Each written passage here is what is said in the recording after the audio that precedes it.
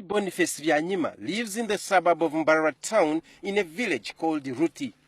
The home is located a few kilometers from Mbarara High School, where President Yoweri Museveni went for early secondary education before joining in Tari School.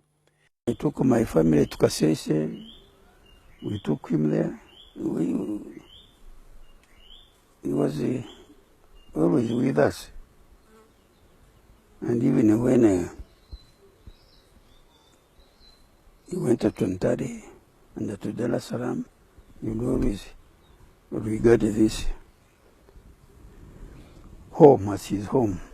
It's at this home that the young Museveni spent most of his holidays while still a student at Mbarara High. One of Mzee Byanyima's daughters, Winnie Byanyima, was a close Museveni confidant in the 5-year Bush War he led from 1981 to 1986. Even after he took over power, Museveni appointed Winnie Uganda's representative to UNESCO in Paris, France. Winnie is now married to Museveni's bitter political rival, FDC party president Dr. Kizza Besigye. Mzee Byanyima offered material support to the young Museveni in the form of pocket money after he learned that his parents had separated. This support did not only stop at Museveni, he also took care of his mother when she needed care.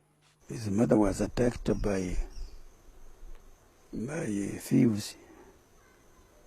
She sent a message to me to bring her here. I sent my son Bernard, who corrected her. We stayed with her. Mzee Byanyima, who served for many years as the national chairman of the opposition Democratic Party, describes a youthful Museveni as a person who would not mingle freely with fellow children at home. He called himself a name which can suggest his character. He was always calling himself Tohaburwa.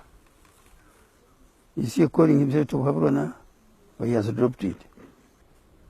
As a youth, he was a loner. He was Tohaburwa.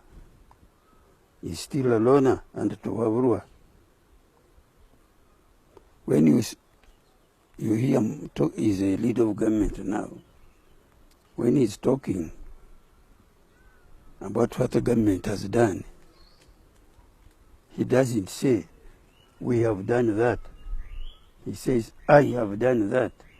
The old man remembers that Museveni read a lot of communist books and espoused the communist ideology.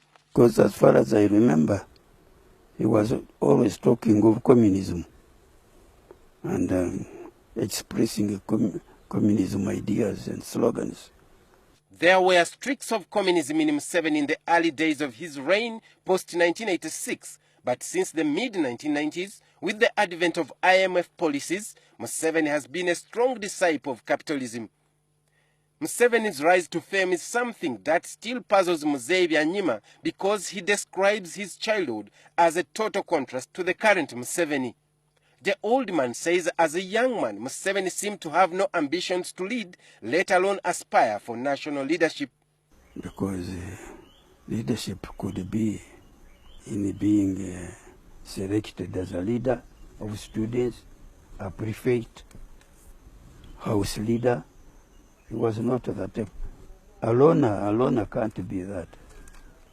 Mzee Byanyima says he's not responsible for inspiring Museveni to join politics because he was elusive and had to trust. I told you his name was Tohaburwa. He can't learn anything from you. Museveni cannot be a friend of anybody. He himself said that he has no friends. And I was not his friend. And as President Museveni prepares to swear in for another 5-year term, Mzee Boniface Byanyima's advice to him is to consider resigning and also amend the constitution to restore the term limits for president.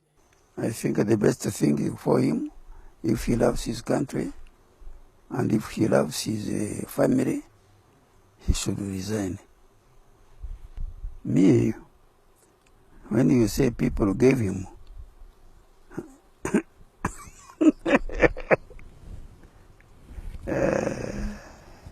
Hilary Isiga, NTV.